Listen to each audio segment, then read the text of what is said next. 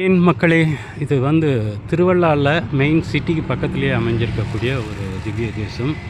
வல்லப பெருமாள் கோவில்னு சொல்கிறாங்க. கோலபிரான் அப்படிங்கிறதும் சொல்கிறாங்க. உள்ளே ஒரு தாயார் இருக்கிறாங்க, நாச்சியார்னு நினைக்கிறேன். இது நீங்கள் ரொம்ப சுற்றணும் அவசியம் கிடையாது, சிட்டிக்குள்ளேயே இருக்குது. மெயின் சிட்டியிலேருந்து ஒரு ஒரு 2 கிலோமீட்டர் உள்ளே வர மாதிரி இருக்குது. ஆனால் எனக்கு அதிசயமாக இருக்குது, கொடிமரம் வெளியில் வச்சுருக்காங்க இங்கே. இப்போ தான் வச்சுருக்க மாதிரி இருக்குது எனக்கு தோணுது. திவ்ய தேசங்களில் மங்களாசனம் நம்மாழ்வார் தான் பாடியிருக்கிறதா போட்டிருக்குது. ChatGPTயில் பார்த்தேன். ரொம்ப பெரிய சுற்றளவு உள்ள காம்பவுண்டு தான் போட்டிருக்கு.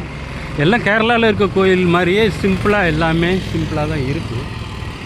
எல்லா கோயிலுமே கேரளாவில் ஒன்று போல் அந்த ஆஸ்பெட்டாஸ் ஷீட் போட்டு சிம்பிளாக தான் இருக்குது. இப்போ தான் திறந்துருக்காங்க.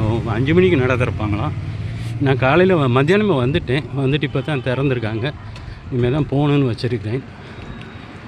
ஏன்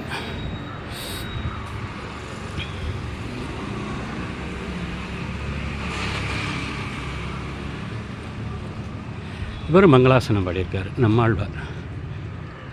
இது கோயில் ஃப்ரண்ட்டில் மெயின் ரோட்லேயே இருக்குது என்ட்ரன்ஸ். நம்ம வண்டி நிற்கிது இந்த பக்கம். இதுதான் என்ட்ரன்ஸ். ஆக்சுவலாக மெயின் ரோட்டில் திருவள்ளாலேருந்து வர்றச்ச இதுதான் என்ட்ரன்ஸ். அப்படியே நான் உள்ளே போய் எடுத்து உங்களுக்கு அனுப்புகிறேன் பாருங்கள். மக்களே, கோயிலை சுற்றி ஒரு ரவுண்ட் அடிச்சிடுவோன்னு பார்க்குறேன். வண்டி வருது.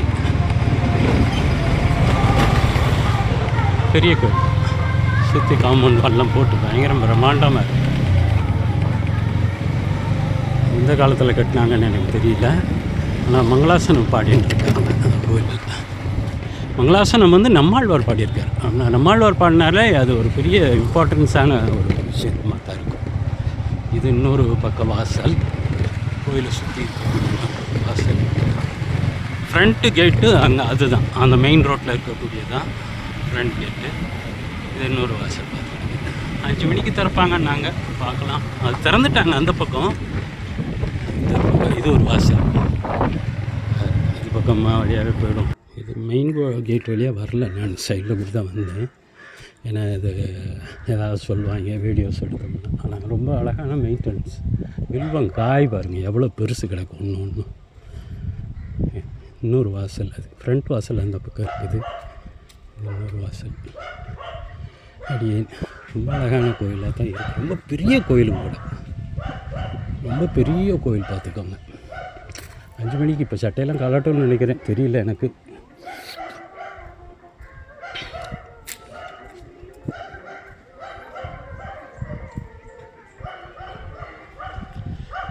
அதுதான் ஃப்ரண்ட்டு. கொடிமரம் ஆனால் வெளியில் தான் வச்சுருக்காங்க. கோயிலை சுற்றி எடுக்கிறதுல என்ன தப்பு? உள்ளே தான் எடுக்கக்கூடாது. நிறைய பார்க் மாதிரி போட்டிருக்காங்க.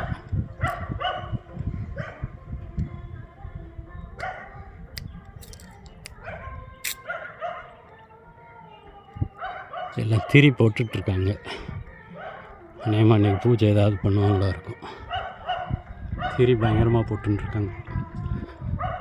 இது ஐயப்பன். எல்லா சன்னிதானத்துலேயும் ஐயப்பனுக்கு தனியாக ஒரு சன்னதி வச்சுருக்குறாங்க. இதில் நாச்சியாரோட சன்னதி இதில் இருக்குன்னாங்க. இது பின்வாசல். பின்வாசலுக்கு நேராக விட்டுருக்காங்களா? இல்லை, அடைச்சிருக்கு. அது எல்லா கோயிலையும் சுற்றி விளக்கு ஆயிரக்கணக்கில் விளக்கு வச்சுருக்காங்க. பார்த்தீங்களா? விளக்கில் ஃபுல்லாக இப்போ திரி போட்டுட்ருக்காங்க. இன்றைக்கி நைட்டு விளக்கு போடுவாங்களா இருக்கும், தெரியல. ரொம்ப பார்க்கம் அது இதுவும் பயங்கர பிரம்மாண்டமான கோயில், பெருசாக இருக்குது.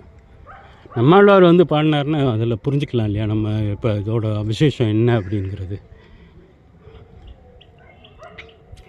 உள்ளே எடுக்க விடுவாங்களா எனக்கு தெரியலையே, பார்ப்போம். சும்மா கொஞ்சம் எடுப்போம். ஸ்ரீ சுதர்சனமூர்த்தி ஆலயம்.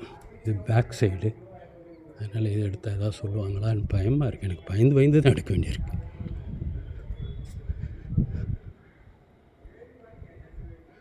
அவ்வளோதான் மக்களே, இதுக்கு மேலே எடுத்தால் எனக்கு ரிஸ்க் ஆகிடும். ஏதாவது சொல்லிவிடுவோம். ஏன்னா விக்கிரகத்தை எடுக்கக்கூடாதுன்னு சொல்லி சட்டமே இருக்குது. பிடிச்சி உள்ள ஒட்டான்னு போட்டுருவாங்க. இவரை மட்டும் எடுத்துக்கிறேன். அப்படியே